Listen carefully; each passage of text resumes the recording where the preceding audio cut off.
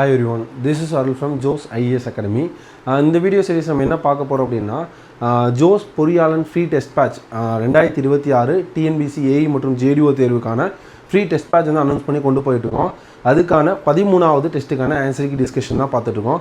இதான் நீங்கள் ஃபஸ்ட்டு வீடியோவாக பார்க்குறீங்க அப்படின்னாலும் இதுக்கு முன்னாடி முடிஞ்ச டெஸ்டஸ் எல்லாமே எப்படி அட்டன் பண்ணணும் இல்லை எப்படி ஃபர்தராக ஃபாலோ பண்ணணும் அப்படிங்கிற டீட்டெயில்ஸ்க்கு இந்த நம்பருக்கு நீங்கள் காண்டாக்ட் பண்ணுங்கள். 9344835851 அப்படிங்கிற நம்பரும் 9384044131 அப்படிங்கிற நம்பருக்கு காண்டாக்ட் வாட்ஸ்அப் மெசேஜ் பண்ணிங்க அப்படின்னா உங்கள் நேம், எப்போ இயராக பாஸ்ட் அவுட், அதுக்கப்புறம் உங்கள் மெயில் ஐடி, உங்கள் நேட்டிவ், இந்த டீட்டெயில்ஸ்லாம் ஃபில் பண்ணி நீங்கள் அமிச்சிங்க அப்படின்னா உங்களை அந்த குரூப்பில் ஆட் பண்ணிவிடுவாங்க. ஃபர்தராக எப்படி ஃபாலோ பண்ணணும் அப்படிங்கிற டீட்டெயில்ஸுமே அவங்க சொல்லுவாங்கப்பா. வாங்க டெஸ்ட் டிஸ்கஷனுக்குள்ளே போகலாம். 13th டெஸ்ட்டு டாபிக் என்ன அப்படின்னா compass surveying. 13th test topic என்ன? Compass surveying.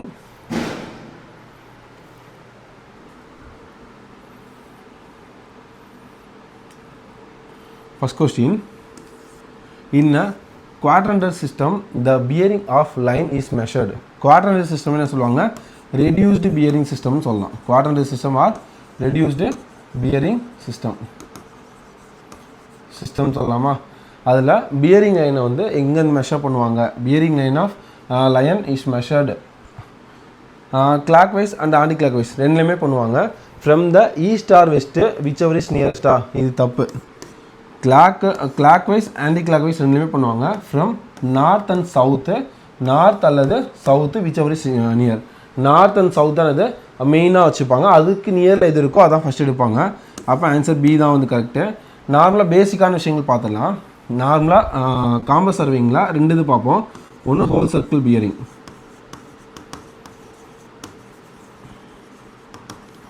இன்னொன்று reduced bearing or quadrantal bearing. Whole circle bearing அப்படின்னு வச்சுன்னா எங்கே ஃபாலோ பண்ணோம்னா பிரிஸ்மேட்டிக் காம்பஸில் ஃபாலோ பண்ணுவோம். பிரிஸ்மேட்டிக் காம்பஸில் ஃபாலோ பண்ணுறது. ரெடியூஸ்டு பியரிங் அப்படிங்கிறது சர்வேயர் காம்பஸில் ஃபாலோ பண்ணுறது. இதில் பேசிக்காக இருக்கும், அப்படி நோட் பண்ணி வச்சுக்கோங்க. இந்த ஹோல் சர்க்கிள் பியரிங்னா ஹோல் சர்க்கிள், அப்போ சர்க்கிள் ஈஸியாக நாம் வச்சுக்கலாம். ஹோல் சர்க்கிளோட ஆங்கிள் எவ்வளோ இருக்கும்? 360 டிகிரி. இங்கே 0ல் ஆரம்பிக்கும், இங்கே 360 டிகிரி இருக்கும். அப்போ வந்து டோட்டல் ஆங்கிள் எப்படி இருக்கும்? 360 டிகிரி. இதில் வந்து 90 டிகிரி, 0 to 90 டிகிரி அந்த மாதிரி தான் மெயின்டைன் பண்ணுவோம். ஃபார் எக்ஸாம்பிள் இது என்ன அப்படின்னா இப்படி இருக்குது. இது என்ன டைரக்ஷன் சொல்லுவோம்? நார்த்து, இது சவுத்து, இது ஈஸ்ட்டு, இது வெஸ்ட்டு. இது இங்கேருந்து ஆரம்பிக்கும். எப்போயுமே நார்த்தில் இருந்தால் ஸ்டார்ட் ஆகும், ஸ்டார்ட் ஆகி என்ன ஆகும்? இங்கே முடியும். அப்போ 360 டிகிரி. ஓகேவா? அது இது இங்கே ரெடியூஸ்டு பியரிங் அப்படின்னா நார்த்து சவுத் போல் வந்து என்னது ட்ரூ மேக்னெட்டிக் அப்படின்னு சொல்லுவோமா? ட்ரூ பியரிங் அப்படின்னு சொல்லலாம். சரியா?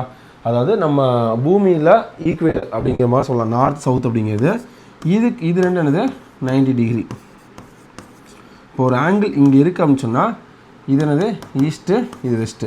அப்போ நார்த்து ஈஸ்ட்டு எவ்வளோ டிகிரி? 30 டிகிரி அப்படின்னா 30 டிகிரி அப்படிங்கிறத மென்ஷன் பண்ணுவோம்.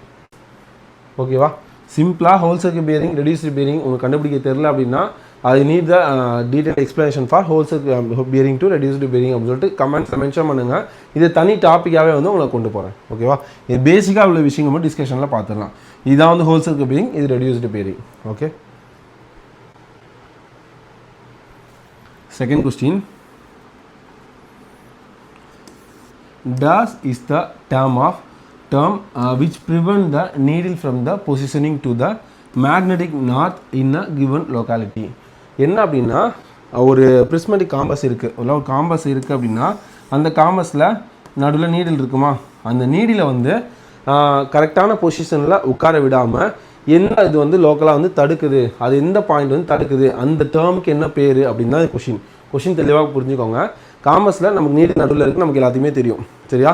அந்த நீடில் வந்து அதை கரெக்டான பொசிஷனில் உட்கார விடாமல் லோக்கல் அட்ராக்ஷன் லோக்கலில் வந்து தடுக்கிறதுக்கு அது என்ன கரெக்டான டேர்ம் அப்படின்னா லோக்கல் அட்ராக்ஷன். இது ஈஸி அப்படின்னு ஞாபகம் வைக்க அப்படின்னா மேக்னெட்டிக் காம்பஸ் நம்ம இங்கே வச்சுருக்கோம். பக்கத்தில் ஸ்டீல் போல்ஸு, ஸ்டீல் ஸ்ட்ரக்சர்ஸு, இல்லாட்ட வந்து ஸ்டீல் பிரிட்ஜு அந்த மாதிரி ஏதாவது இருக்குது அப்படின்னா அந்த மேக்னெட்டிக் ஃபோர்ஸ்னால் என்ன ஆகும், கொஞ்சம் டீவியேஷன்ஸ் வந்து இருக்கும். சரியா, அது வந்து அட்ராக்ட் பண்ணும், இந்த நீடில்ஸ் என்ன பண்ணும், அட்ராக்ட் பண்ணும். அதான் வந்து லோக்கல் அட்ராக்ஷன், லோக்கலில் அட்ராக்ட் ஆகுது அப்படின்ற மாதிரி ஞாபகம் வச்சுக்கலாம். அப்போ லோக்கல் அட்ராக்ஷன் அப்படின்னு தான் சொல்லுவாங்க. டீக்ளினேஷன் என்ன ஆச்சுன்னா இதுவுமே ஹரிசாண்டல் ஆங்கிள் தான். இதுவுமே என்னது, horizontal angle. Horizontal angle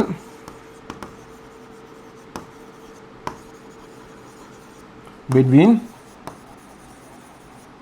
true meridian to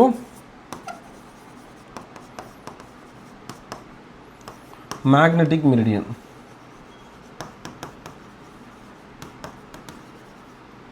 true meridian என்ன, மேக்னெட்டிக் மெரிடியன் என்ன அப்படின்னா வேறு எதுவுமே இல்லை. ட்ரூ மெரிடியன் அப்படின்னா ஒரு நம்ம இடத்துல வந்து நார்மலாக ஈக்குவேட்டர் சொல்லுவாங்கள்ல, அது நார்த்து சவுத் சொல்லுவாங்க, அதான் ட்ரூ மெரிடியன் சொல்லுவாங்க. மேக்னெட்டிக் மெரிடியனா மேக்னெட்டிக் ஃபோர்ஸ்னால சம் ஆங்கிள்ஸ் சேஞ்ச் ஆகும், அதில் உள்ள இதுதான் மேக்னெட்டிக் மெரிடியன் சொல்லுவாங்க. இந்த ரெண்டுக்கும் உள்ள டிஃப்ரென்ஸானது டீக்ளினேஷன் அப்படின்னு சொல்லுவாங்க.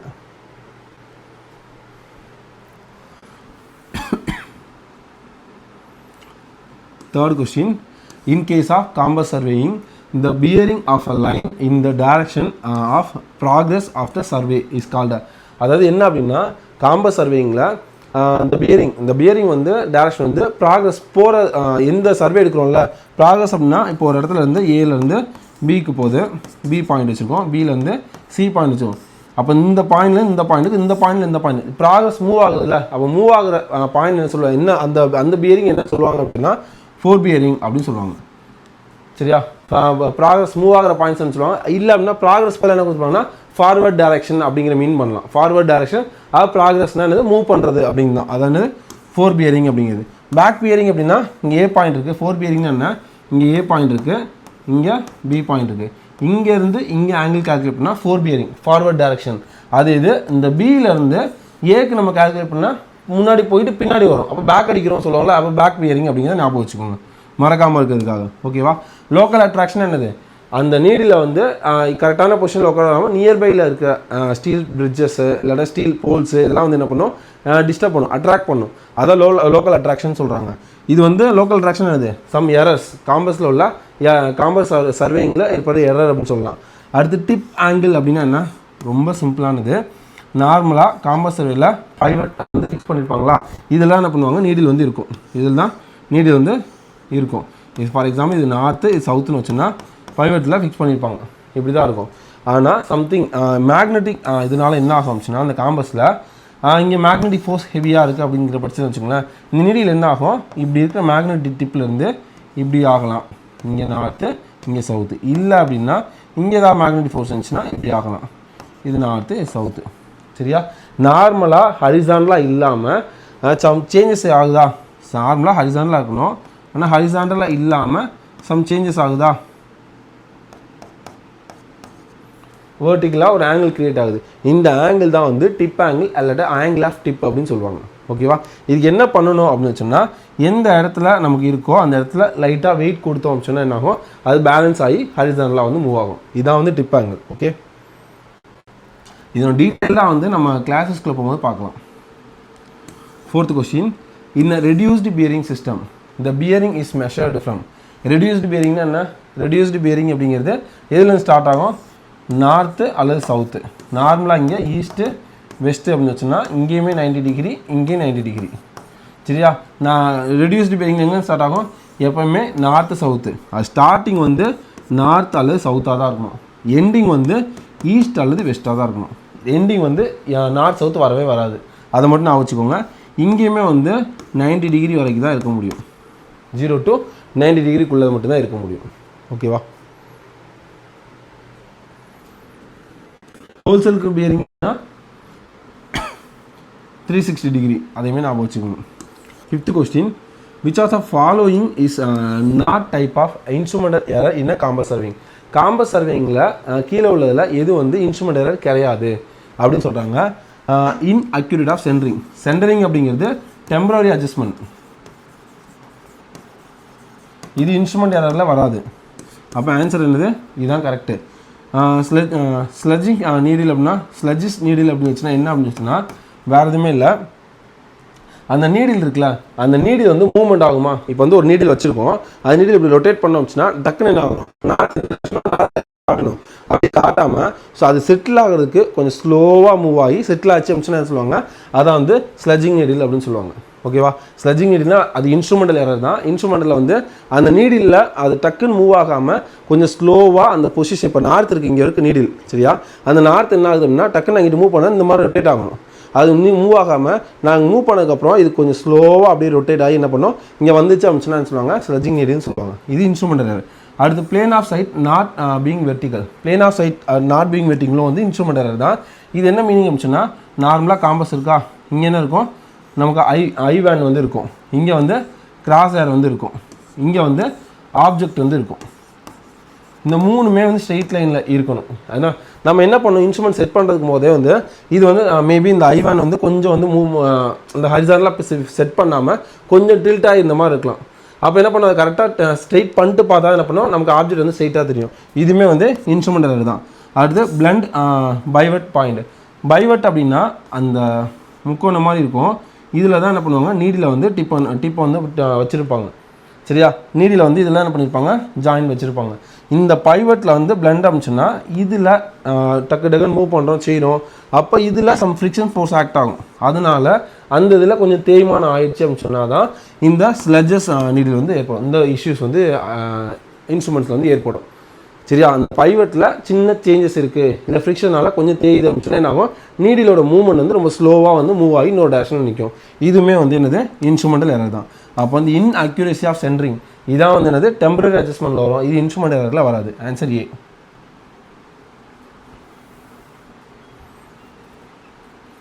Sixth question, the angle between the observer meridian and the vertical circle passing through the celestial body is called as a azimuth. Azimuth அப்படிங்கிறது வேறு எதுவுமே இல்லைப்பா, ஹரிசாண்டல் ஆங்கிள். ஹரிசாண்டல் ஆங்கிள் இது இன்னொன்று என்ன சிம்பிளாக ஞாபகம் வச்சுக்கோங்க, அது மட்டும்தான். இன்னொன்று என்ன சொல்லலாம், ஹோல் சர்க்கிள் பியரிங் சொல்லலாம், ஹோல் சர்க்கிள் பியரிங் கூட சொல்லலாம். இது வந்து 360 அசிமுத் அப்படின்னு 360 டிகிரி தான்.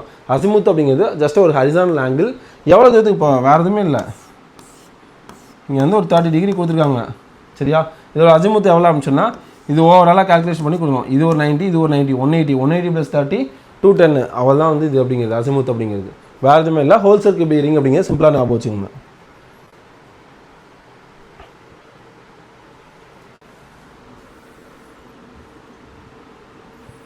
Seventh question, the graduated ring being attached to the magnetic needle remaining stationary. அதாவது அந்த ரிங் இருக்கும்ல, காம்பஸ் சர்விங்கில் வந்து 2 காம்பஸ் இருக்கும். ஒன்று வந்து பிரிஸ்மேட்டிக் காம்பஸ், இன்னொன்று சர்வேயர் காம்பஸ் நம்ம பார்த்துருப்போம். பிரிஸ்மேட்டிக் காம்பஸில் என்ன ஆகும் அப்படின்னா அந்த ரிங்கும் நீடிலும் அட்டாச்சாக இருக்கும், அதான் இது பிரிஸ்மேட்டிக் காம்பஸ் அப்படின்னு சொல்லுவாங்க. அது இது சர்வேயர் காம்பஸில் என்ன அப்படின்னா அந்த ரிங் வந்து பாக்ஸோடு அட்டாச் ஆகிருக்கும், நீடில் வந்து தனியாக டிப்பில் இருக்கும், சரியா. ரெண்டுமே டிஃப்ரென்ஸ் பார்த்துக்கோங்க. அந்த ரிங் வந்து attach to the magnetic needle அப்படின்னா பிரிஸ்மேட்டிக் காம்பஸ், அந்த ரிங் வந்து பாக்ஸோடு அட்டாச் ஆகிடுச்சு அப்படின்னா அது சர்வேயர் காம்பஸ், நீடில் வந்து தனியாக இருக்கும், ஓகேவா. அதே மாதிரி இதில் நீடில் எப்படி இருக்கும் அப்படின்னா இந்த பிரிஸ்மேட்டிக் காம்பஸில் நீடில் வந்து ப்ராடடாக இருக்கும், ப்ராடடாக அப்படியே சுற்றின மாதிரி இருக்கும், நீடிலும் இப்படி தான் இருக்கும். ஆனால் இந்த சர்வேயர் காம்பஸில் எப்படி இருக்கும்னா அந்த ரிங் வந்து அந்த பாக்ஸோடு அட்டாச் ஆகிருக்கும், இந்த நீடில் வந்து இங்கேருந்து போயிட்டு ஒரு 0.8 எட்ஜு மாதிரி இருக்கும், இந்த 2 எட்ஜும் 0.8 எட்ஜு மாதிரி இருக்கும், ஓகேவா. நார்மலாக பிரிஸ்மேட்டிக் காம்பஸோட லீஸ் கவுண்ட் எவ்வளோப்பா, பிரிஸ்மேட்டிக் காம்பஸ் அப்படின்னா 30 மினிட், சர்வேயர் காம்பஸோட லீஸ் கவுண்டு 15 மினிட், ஞாபகம் வச்சுக்கோங்க.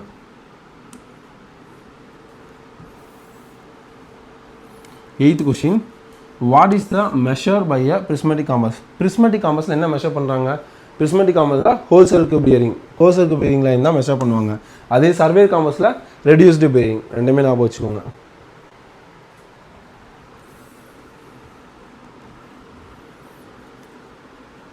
Ninth question, least count of prismatic compass and surveyor compass. Already பார்த்தோம். Lease count of prismatic compass first என்ன ஆர்டரில் கொடுத்துருக்காங்களோ அந்த ஆர்டர் தான். இந்த மாதிரி கொஸ்டின்ஸ் கேட்டாங்க அப்படின்னா என்ன கொஸ்டின் ஃபஸ்ட்டு கேட்குறாங்க, least count of prismatic compass and surveyor compass தான் கொடுத்துருக்காங்க. உங்களுக்கு surveyor compass and prismatic compass கொடுக்கல. அப்போ பிரிஸ்மேட்டிக் காம்பஸோட லீஸ் கவுண்ட் எவ்வளோ 30 மினிட், சர்வேயர் காம்பஸ்க்கு 15 மினிட், அப்போ 1350. ஆன்சர் டி தான் ஆன்சர். இதோட பேசிக்காக நம்ம லாஸ்ட் கிளாஸ் பார்த்து வந்திருப்போம். செயின் சர்வேயோட பேசிக் லீஸ் கவுண்ட் என்னப்பா, செயினோட லீஸ் கவுண்டு 20 சென்டிமீட்டர். அதுக்கடுத்து காம்பஸ்ன்னு பார்த்தோன்னா பிரிஸ்மேட்டிக் காம்பஸ்க்கு 30 மினிட்டு, சர்வேயர் காம்பஸ்க்கு 15 minute. அதுக்கடுத்து தியோடலைட். தியோடலைட்டுக்கு என்ன பார்த்தோம், 2 தியோடலைட் இருக்கும். வெர்னியர் தியோடலைட், இன்னொன்று எலக்ட்ரிக் தியோலைட். வெர்னியர் தியோலைட்டுக்கு 20 செகண்டு, எலக்ட்ரிக் தியோலைட்டுக்கு 1 செகண்டு. அதே தியோலைட்டில் 2 ஸ்கேல் இருக்குன்னு பார்த்தோம், vernier scale, main scale. Main ஸ்கேலுக்கு எவ்வளோ லீஸ் கவுண்டு, வெர்னியர் ஸ்கேலுக்கு எவ்வளோ லீஸ் கவுண்ட் அப்படிங்கிறத கமெண்டில் மென்ஷன் பண்ணுங்கள். ஆல்ரெடி பார்த்த விஷயம்தான். அதே டம்பி லெவல் அப்படின்னா 5 mm லெவலிங் பார்க்குறது தானே. 10th question, which of the below is not a temporary adjustment of a prismatic compass? கீழே உள்ளதில் எது வந்து டெம்பரரி அட்ஜஸ்ட்மெண்ட்டில் வராது அப்படின்னு சொல்கிறாங்க. சென்டரிங் அப்படிங்கிறது டெம்பரரி அட்ஜஸ்ட்மெண்ட் தான். லெவலிங் அப்படிங்கிறது டெம்பரரி அட்ஜஸ்ட்மெண்ட் தான். ஃபோக்கஸ் ஆன ப்ரிசம் டெம்பரரி அட்ஜஸ்ட்மெண்ட் தான். அட்ஜஸ்டிங் ஏ சைட் வேன் இது வந்து வராது. இது வந்து அப்போ என்னது, அதான் ஆன்சர் டி தான் வந்து correct. Not a temporary adjustment தான் கேட்குறாங்க. அப்போ வந்து டி தான் வந்து கரெக்டு. இது வந்து இன்ஸ்ட்ருமெண்டல் எரர். என்னது, இன்ஸ்ட்ருமெண்டல் எரர். நார்மலாக டெம்பரரி அட்ஜஸ்ட்மெண்ட்டில் ப்ரிஸ்மேட்டிக் காம்பஸில் என்ன அப்படின்னா ஃபஸ்ட்டு வந்து சென்டரிங் பண்ணுவாங்க. நார்மலாக ட்ரைபால் என்ன பண்ணுவாங்க, நம்ம காம்பஸை ஃபிக்ஸ் பண்ணிட்டு அதில் ப்ளம்ப் ஆஃப் சென்டரை விட்டு என்ன பண்ணுவாங்க, கரெக்டான பாயிண்ட் வச்சு ஃபிக்ஸ் பண்ணுவாங்க. அதான் சென்டரிங் அப்படிங்கிறது. ரெண்டாவது லெவலிங். நம்ம காம்பஸை ட்ரைபாலில் ஃபிக்ஸ் பண்ணுறோமா, ஃபிக்ஸ் பண்ணும்போது அது பால் ஜாக்கெட் மாதிரி இருக்கும், அதை வச்சு நம்ம டைட் பண்ணுவோம். டைட் பண்ணும்போது அது ஹரிசாண்டலாக இருக்கா அப்படிங்கிற நமக்கு தெரியாது. அப்போ ஹரிசாண்டலாக இல்லை, கொஞ்சம் டில்டாகி செஞ்சு இருந்துச்சு அப்படின்னு என்ன பண்ணுவோம், அது கரெக்டாக ஸ்ட்ரெயிட்டாக வந்து ஹரிசாண்டலாக வைப்போம். அதான் வந்து லெவலிங் அப்படிங்கிறது. Third focus on prism. Focusing on I van இருக்குல்ல, நம்ம ஐ பார்க்குறோம்ல, அந்த ப்ரிசம்ஸ் என்ன பண்ணுவோம், கரெக்டான இதில் இருக்கா, இல்லை அதுவுமே டில்ட்டாக இருக்கா, இல்லை வந்து ரொட்டேட் ஆகிருக்கா அப்படிங்கிறத பார்த்து அது கரெக்டான பொசிஷனில் அது கிராஸர் எல்லாமே ஸ்ட்ரெயிட்டாக இருக்கா அப்படிங்கிறத பார்ப்போம். இந்த 3 தான் வந்து மெயினாக காம்பஸில் உள்ள டெம்பரரி அட்ஜஸ்ட்மெண்ட் அப்படிங்கிறது.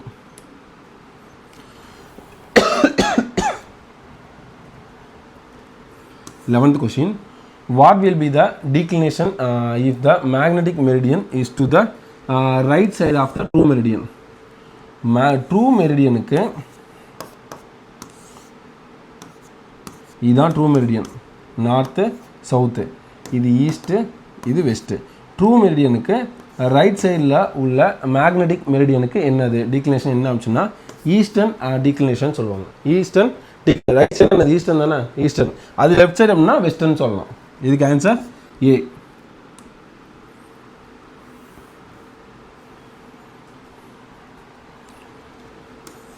Twelfth question, what is the angle of dip if defines? Angle of டிஃப்னா என்ன சொன்னோம், வேறு எதுவுமே இல்லை. நார்மலாக பைவெட்டில் என்ன பண்ணியிருப்பாங்க, இது ஃபிக்ஸ் ஆகிருக்கும். ஃபிக்ஸ் ஆகும்போது இது நார்த்து சவுத்து, இது டேரக்ட் ஹரிசானில் இல்லாமல் அதில் சின்ன சேஞ்சஸ். நார்மலாக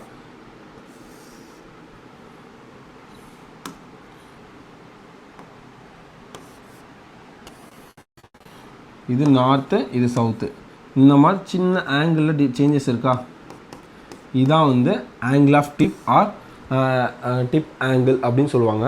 இது என்ன பண்ணுவாங்கன்னா, இங்கே சின்ன ஒரு வெயிட் நம்ம ஆட் பண்ணோம் அப்படின்னா அது என்ன ஆகும், அது லோக்கல் அட்ராக்ஷனை அவாய்ட் பண்ணிட்டு என்ன ஆகும், ஸ்ட்ரெயிட் லைனாக வந்துடும். ஓகேவா, இதுக்கு என்ன டிஃபைன் அப்படின்னா answer C, the vertical angle between the horizontal and the direction shown by the perfectly balanced freely suspended needle. ஓகேவா, இந்த வெர்டிக்கல் ஆங்கிள் பிட்வீன் த, அதாவது அந்த ஹரிசாண்டலாக இல்லாமல் அந்த ஆங்கிள் வந்து சஸ்பெண்டட் ஆங்கிள்ல அது பேலன்ஸ் பண்ணதுக்கப்புறம் சின்ன வெர்டிக்கல் ஆங்கிள் டிஃப்ரென்ஸ் ஏற்படும்ல, அந்த வெர்டிக்கல் ஆங்கிள் தான் என்ன சொல்கிறாங்க, நம்ம ஆங்கிள் ஆஃப் டிப் அப்படின்னு சொல்கிறாங்க.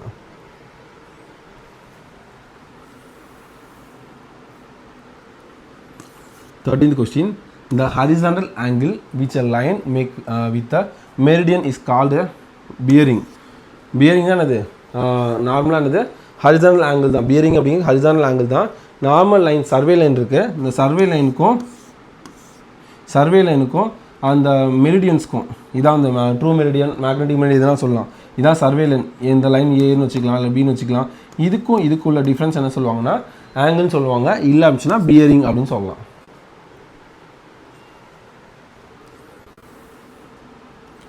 Fourteenth question, fore and back bearing of a line whose end with are free from the local attraction should differ by 180 degree.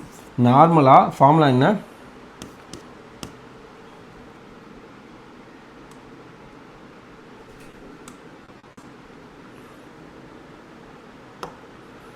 Back bearing equal to fore bearing plus or minus 180 degree. இது காமனான formula, இது ஞாபகம் வச்சுக்கோங்க. Back bearing equal to fore bearing plus or minus 180 degree, இது common formula. இதில் எப்போ back பியரிங்கையும் fore பியரிங்கையும் டிஃப்ரெண்ட் பண்ணும்போது எப்போ 180 டிகிரி வரும் அப்படின்னா, லோக்கல் அட்ராக்ஷன் நமக்கு எதுவுமே இல்லை அப்படிங்கிற பட்சத்தில் 180 டிகிரி நமக்கு வரும். ஓகேவா? லோக்கல் அட்ராக்ஷன் இருந்துச்சு அப்படின்னா ப்ளஸ் ஆர் மைனஸ் எவ்வளோ ஆங்கிள்ஸோ அது டிஃப்ரென்ஸ் இருக்கும். இதில் இங்கே என்ன கொடுத்துருக்காங்க, free from the local attraction அப்படின்னு கொடுத்துருக்காங்க. அப்போ லோக்கல் அட்ராக்ஷன் கிடையாது. அப்போ என்னது டிஃப்ரென்ஸ் வந்து 180 டிகிரி. ஃபோர் பியரிங்க்கும் பேக் பியரிங்க்கும் ஆங்கிள் டிஃப்ரென்ஸ் இருக்கும் 180 டிகிரி. எப்போ அப்படின்னா free from the local attraction, local attraction இல்லை அப்படின்னா அதை மட்டும் ஞாபகம் வச்சுக்கோங்க.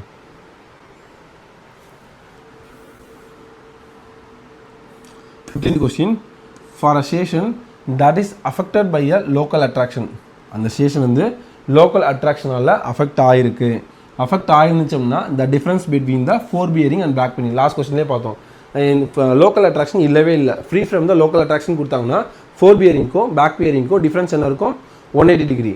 அது இது லோக்கல் அட்ராக்ஷனில் அஃபெக்ட் ஆகிருக்கு, affected by the local attraction அப்படின்னு கொடுத்துருந்தாங்க அப்படின்னா ஃபோர் பியரிங்க்கும் பேக் பியரிங்க்கும் உள்ள distance not equal to 180 degree, not equal to 180 degree.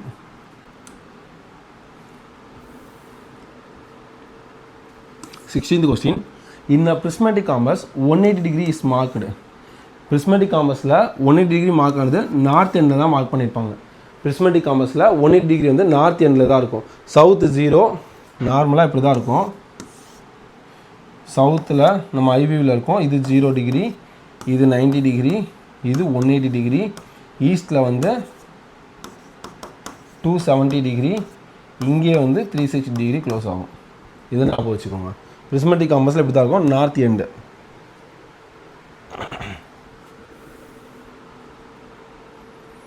Seventeenth question, dash graduation are the whole circuit bearing system having a 270 at east. 270 at east இருந்துச்சுன்னா இப்போ லாஸ்ட்டாக தானே பார்த்தோம், பிரிஸ்மெட்டிக் காம்பஸ் தான். பிரிஸ்மெட்டிக் காம்பஸ் தான் என்னது, 270 எங்கே இருந்துச்சு, இது 0, இது 90, இது 180 டிகிரி, ஈஸ்டில் என்னது 270, அதான் என்னது பிரிஸ்மெட்டிக் காம்பஸ். சர்வே காம்பஸில் ஈஸ்ட் அண்ட் வெஸ்ட் ரெண்டுமே தான் 90 டிகிரி தான் இருக்கும். 18th question, for an back bearing of a line whose end station free from the local attraction is different by the 180 degree. Already பார்த்த கொஸ்டின் தான். மீன் local attraction எதுவுமே இல்லை அப்படின்னா ஃபோர் பியரிங்க்கும் பேக் பியரிங்க்கும் உள்ள டிஃப்ரென்ஸ் வந்து 180 degree. 19th question, which of the following is not a natural error in a compass surveying? எது வந்து கீழே உள்ளதில் நேச்சுரல் எரர் கிடையாது, not a natural error in compass surveying due to the proximity of local attraction force. அதாவது என்ன அப்படின்னா பக்கத்தில் உள்ள அருகில் உள்ள ஏதாவது ஒரு சின்ன சின்ன டிஸ்டர்பன்ஸ்னால லோக்கல் அட்ராக்ஷன் வருது, என்னது நேச்சுரல் எரர், இது நேச்சுரல் எரர் தான் வரும். பைவட் பீயிங் பிளண்டு, இது இன்ஸ்ட்ருமெண்டல் எரர், இது நேச்சுரல் எரர் கிடையாது. அப்போ ஆன்சர் பி தான் கரெக்டு. வேரியேஷன்னா டீக்ளினேஷன், இதுவுமே நேச்சுரல் எரர் தான், நன் ஆஃப் த போ. அப்போ ஆன்சர் பி தான் correct. 20th question, the bearing of a line AB expressed in the direction A to B. அதாவது bearing of a line AB expression ஏலேருந்து பிக்கு போகுது அப்படின்னா அந்த பியரிங் என்ன சொல்லுவாங்கன்னா ஃபோர் பியரிங் அப்படின்னு சொல்லுவாங்க. என்னது, ஃபோர் பியரிங் ஆஃப் ஏபி. இது அப்படி இங்கே ரிட்டர்ன் ஆச்சு அப்படின்னா back bearing. 21th question, the 0 or 360 degree graduation in the graduated ring prismatic compass is marked in the 0 or 180. பிரிஸ்மெட்டிக் காம்பஸில் 0 டிகிரியும் 360 டிகிரியும் எங்கே மார்க் ஆகிருக்கும், நார்மலாக பார்த்துருந்தோம். இது நார்த்து, சவுத்து, ஈஸ்ட்டு, வெஸ்ட்டு, இதுதான் இது 0 டிகிரி, 90 டிகிரி, 180 டிகிரி, இங்கே வந்து 270 டிகிரி, இங்கே வந்து 360 டிகிரி. 0 அண்ட் 360 எங்கே மார்க் ஆகிருக்கு, சவுத் எண்ட் ஆஃப் சர்க்கிள் தான் மார்க் ஆகிருக்கும். 22nd question,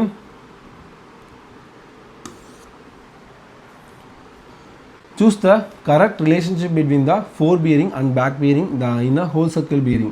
இது ஆல்ரெடி பார்த்தோம், இப்போ தான் டிஸ்கஸ் பண்ணோம். Back bearing of 4 equal to fore bearing plus or minus 180 degree, இதுதான் கரெக்டட் ஃபார்முலா. ஓகேவா? லோக்கல் அட்ராக்ஷன் இல்லை அப்படின்னா இது ரெண்டுக்குள்ள difference back bearing minus fore bearing minus back bearing equal difference எவ்வளோ இருக்கணும் 180 டிகிரி இருக்கணும். லோக்கல் அட்ராக்ஷன் இருந்துச்சு அப்படின்னா எவ்வளோ கரெக்ஷன்ஸோ அதை பார்ப்போம். Answer A.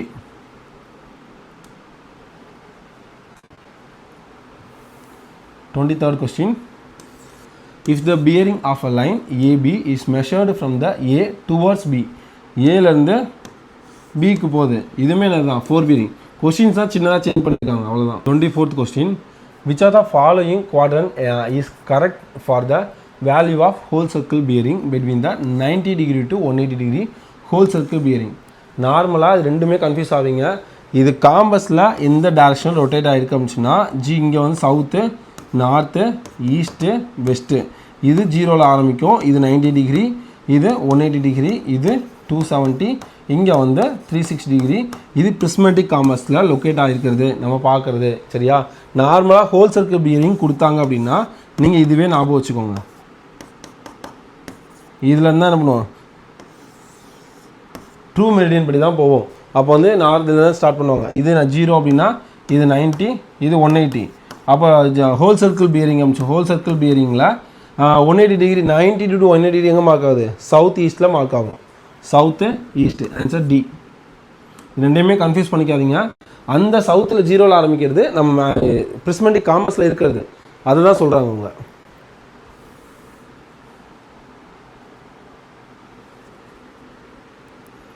Twenty question. A magnetic compass can be used to measure. Magnetic compass வந்து எதுக்கு, both magnetic meridian and magnetic bearing இந்த ரெண்டையுமே வந்து மெஷர் பண்ணுறதுக்காக தான். Magnetic meridian and magnetic force. Next test என்னப்பா, plane table survey. Next test discussion என்ன பண்ணுவோம், பிளேன் டேபிள் சர்வே. கண்டிப்பாக இந்த வீடியோ வந்து உங்களுக்கு யூஸ்ஃபுல்லாக இருந்தவங்க நம்புகிறேன். ஃபர்தராக வந்து எந்த அளவுக்கு யூஸ்ஃபுல்லாக இருந்துச்சு அப்படிங்கிறத கமெண்ட்ஸில் மென்ஷன் பண்ணுங்கள். இதில் உங்களுக்கு ஒரு கொஷின் தரேன், அந்த கொஷின்ஸ் வந்து ஆன்சர் பண்ணுங்கள்.